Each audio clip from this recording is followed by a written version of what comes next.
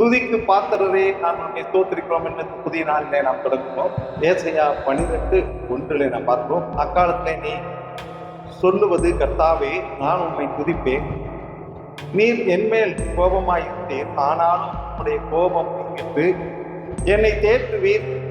இந்த வசன பகுதி கர்த்தரை துதித்து பாடும் துதியின் சங்கீதத்தின் மூலமாவது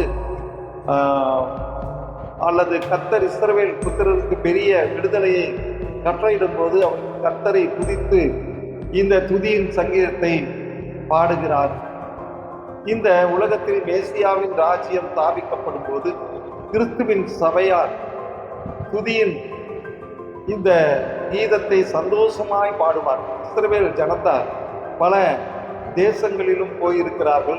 அவர்கள் மறுபடியும் ஒரே தேசமாக கூட்டி சேர்க்கப்படுவார்கள். அப்பொழுது அவர்கள் ஏக நொடியோடு கர்த்தரை துதித்து பாடுவார்கள். நாமும் அந்த கூட்டி சேர்க்கக்கூடிய நாட்களிலே கர்த்தர் நம்மையும் கூட்டி சேர்ப்பாராக. ஆமென், ஆமென்.